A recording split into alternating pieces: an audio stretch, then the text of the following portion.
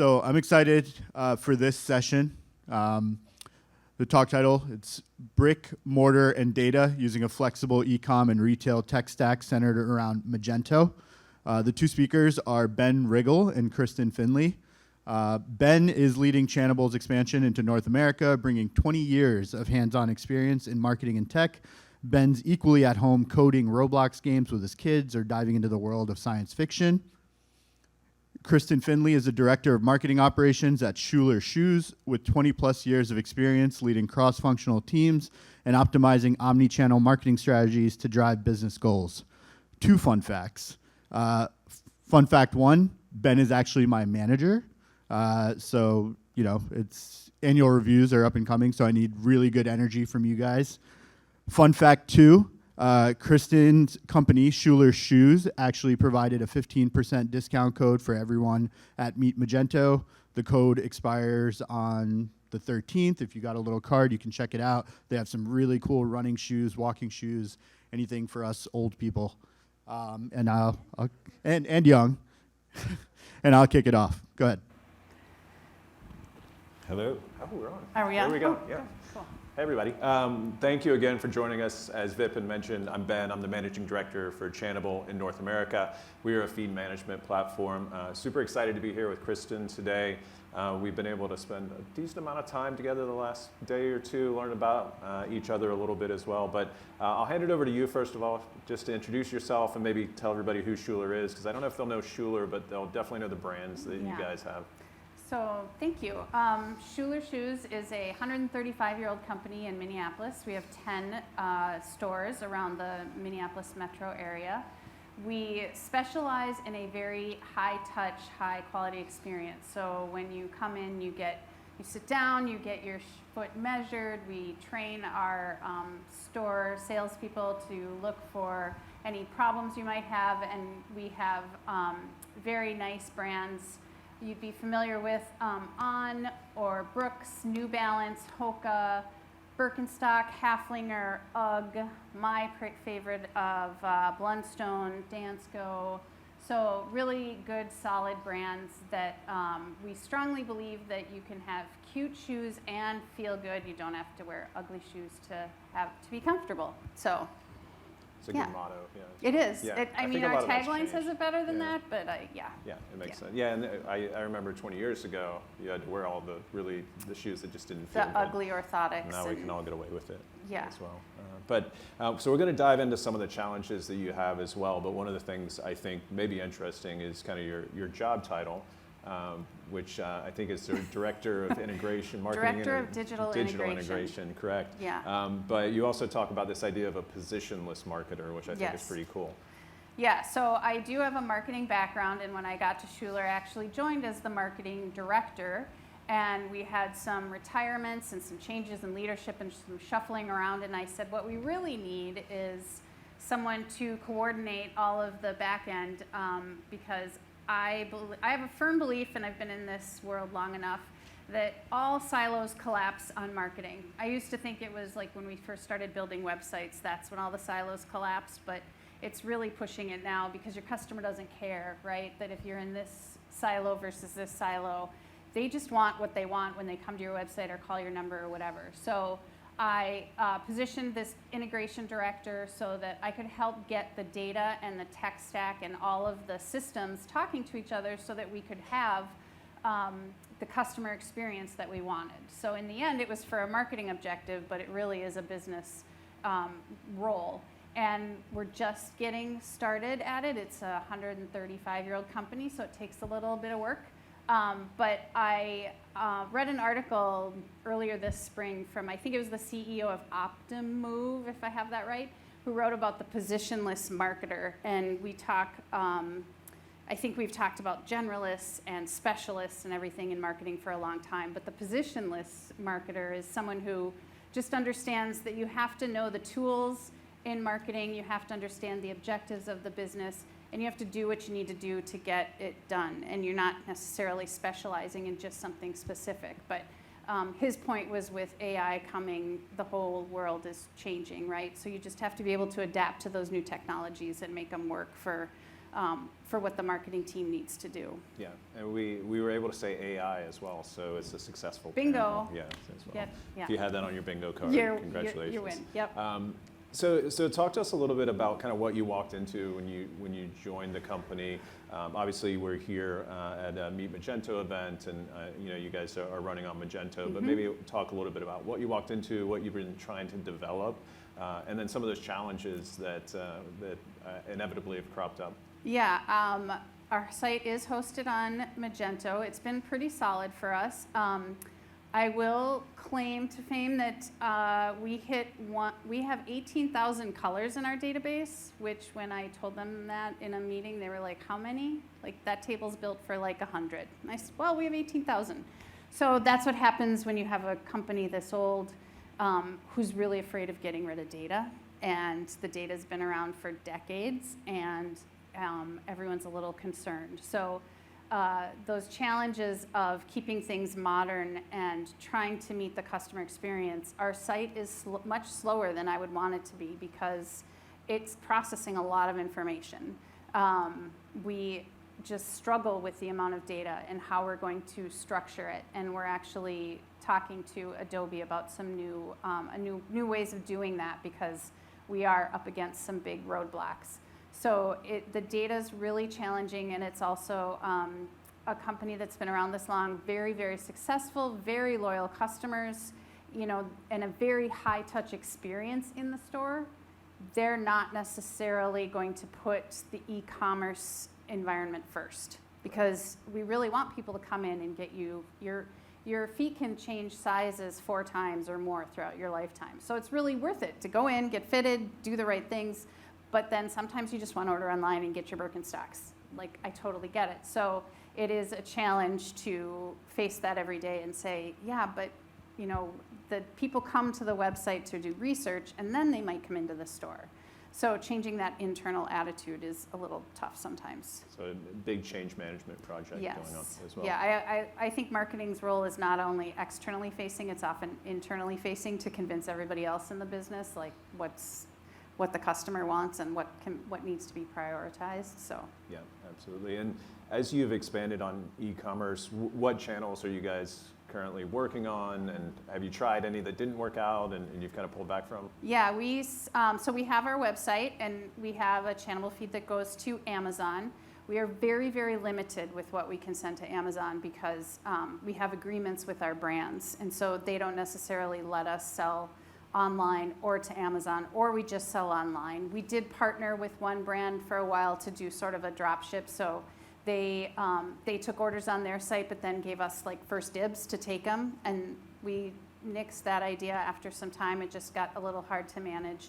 But we don't put a lot of effort behind Amazon. It's kind of like nice icing on the cake if we can get it, but there's a lot of, as many of you know, there's a lot of effort that goes into selling on Amazon, and that's just not a priority for us. So our website, Amazon, those are our 2 big, and our 10 stores. Those are our big channels.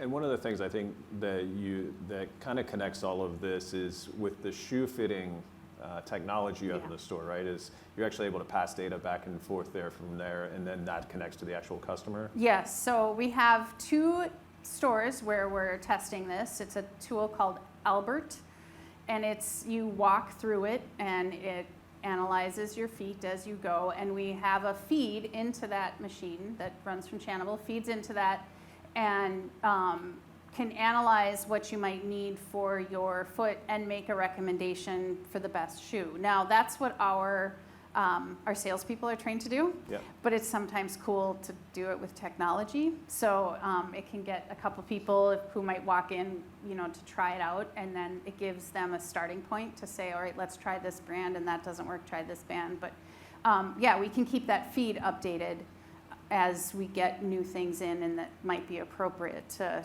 feed into that database. Yeah, and I think you also mentioned there's, obviously a challenge if you don't have that in inventory and those types of things, making sure that you're updating that so you're not selling somebody a shoe that you don't actually have there. Yes, exactly. And we get often, we get our brands so it's not only inventory, but it's brands, and they might decide that a specific SKU can't be sold online. or a specific SKU has to be at a certain price, or there's all sorts of little agreements, and we have to be able to, at the SKU level, I have to say, don't send that one to Amazon, or don't send that one to Albert, and I have to be able to manage all of those at a moment's notice because the brand decided we shouldn't do that. So I can with the thousands and thousands of SKUs that we have. Yeah. And I know when we talked, you're looking at a PIM or currently using a PIM. We've talked a little bit about some of the streaming advertising and the ability to target there. So maybe just walk through a little bit about what that tech stack looks like and how that's kind of built today and where you guys are going. So we have Magento is the core. We have our Akeneo we use as sort of a PIM. We have our internal point of sale system is also our inventory system. So that's sort of where everything starts. It's not great at sending data out. So we get a data push. It goes to Akeneo, where we manage all of the assets and images and everything around it. Goes to Magento. On Magento, we have some Amnesty plugins. We have Channable feeding into Amazon and other places. We have Clayvu does our search. I'm trying to think if I always forget. Oh, we have Optimizely that does our emails, so we push their product preferences to that, and it's sort of a customer data platform as well, kind of, sort of. And then I have a loyalty system as well that's built on top of, integrated into my Magento as well. So it's, I have a great visual of it that I've built over the past couple of years that I give to partners or contractors when we need to work, and they always go, oh, okay. They get a little bit of shell shock, but it all works very carefully. Yeah, and it feels like you've got a lot of flexibility and ability to kind of do what you want there, but it just takes a lot of work to get it all talking together. It does, and it's usually, honestly, it's from our POS, has a lot of challenges getting data in and out of that. So the other systems talk to each other pretty nicely, but it does offer us the flexibility and to do exactly, those tools do exactly what they need to do, and they do it well. Yeah. So we have that flexibility to turn the levers and everything when we need to. Yeah, absolutely. It seems to be working because Vipin was watching TV the other night and managed to get a Schuler Shoes ad after being on the website. He did, yes. Yeah, I don't know if he's converted yet, but we'll work on that. Now, he's got a coupon, so now he can go, as well. I guess now we've talked about anything else you want to add, or do you want to open up for questions for you? I guess I would just say it's been interesting. This is my first time at Meet Magento, and I inherited a Magento site, but I often get a lot of questions like, oh, our website is horrible. I get a lot of feedback that people are frustrated, but I've been convinced over the past 3 years working on it that it is a really solid tool. We have just not done it justice with the implementation, and so with some of the challenges that we have, and every partner I've had and everybody who's willing to work on it with me has been able to work with it, been able to make it work, and it's just we need to get better about sort of clearing out some data and improving some things so that it can be a stronger platform. Awesome. Any questions from anybody for Kristen or?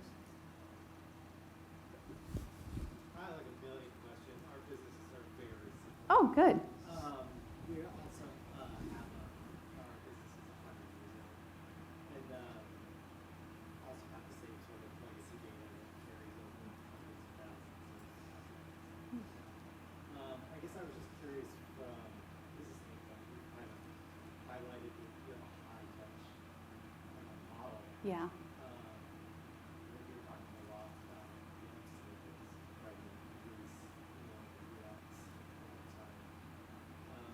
How has like the push to spend more time, probably money on your site been sort of welcomed by the ownership of the company when probably more of it is based around physical customers coming to the store? Yeah, it's been a challenge. So we have 10 physical stores, and the website is definitely our 11th, the kind of way at the bottom of the list in terms of revenue. But we have myself and a few others who are very firm believers in that just the habits of the younger consumer. So we have a very strong customer base, like I said, but they tend to be generally older, and they're perfectly comfortable coming in for that high-touch experience. When I brought one of my kids in for the first time, he said, "Where are all the boxes?" Because he was used to, literally walking into like Famous Footwear or whatever. So he was surprised by it all. So we've done a lot to do research, build personas, educate about what that younger consumer is expecting. I set up sort of our, when I was developing our personas, I set up our competitive set, and none of them are shoe retailers on purpose, because our competitive set is the experience, right? So someone like Athleta or Lululemon or something like that, that's the kind of customer I want to get, and she's used to a different experience. And she might not come into the store first off, but she might say, "Hey, those guys have a great Birkenstock selection. I'm going to go see what's in store." And she discovers us online. So we do a lot of educating that it's sort of like our front door, our first touch point. And it only enhances the experience. It doesn't compete with it. And that's challenging, because our salespeople want people to come in, right? So it's a challenge, but it's getting a little bit easier, and I think it's proving out. We also relaunched a loyalty program about 2 years ago, and that was a premise is that the experience of a loyalty program needed to be on par with some of these other brands, and that has proven out. So I think we're getting a little momentum. Yeah. So you talk very much about the online tech stack, Magento being core to the business. How does that feed into the online tech stack, delivering the same sort of experience online? That is a challenge for us. We've been, when I was brought on, we want you to bring the in-store experience online. That has just been what we've been saying for years and years, and it's really hard. And my argument was the first thing we need to do is consolidate the data. If you want me to do that, I need to have the data more accessible per shopper. So that's one of our big initiatives for 2025, is to put a data platform in place that's a little stronger, a little more robust, and can feed that out at a quicker, easier way. Because I do, users expect me as at presenting them with choices, I should be clearing out the noise for them, right? And right now, I can't do that necessarily, not as well as I would like. We can do some with email and some with their loyalty, but it's not seamless yet. So that's a big initiative for us to be able to build those experiences. We got to have the data groundwork established. So that's what we're working on next. Yeah.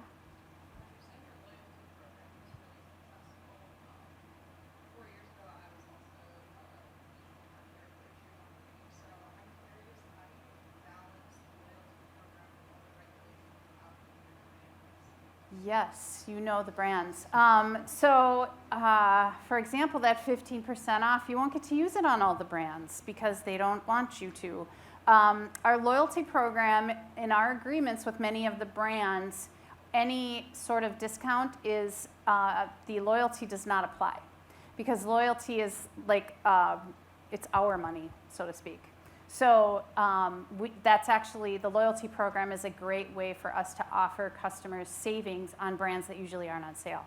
And we can't ever put them on sale. You'll never find Birkenstock on sale, ever. If you do, they're not Birkenstocks. So, but I can use my loyalty program for Birkenstocks. So, yeah, it's not Kohl's Cash, but no.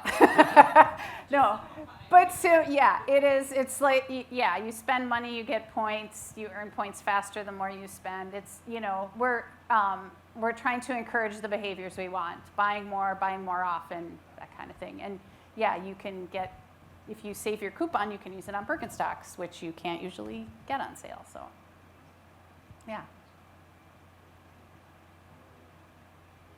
Any other questions? I think we're all good. Yeah? Okay. All right. Well, wonderful. Thank you very much. Thanks, everybody. Thanks, Ben and Kristen.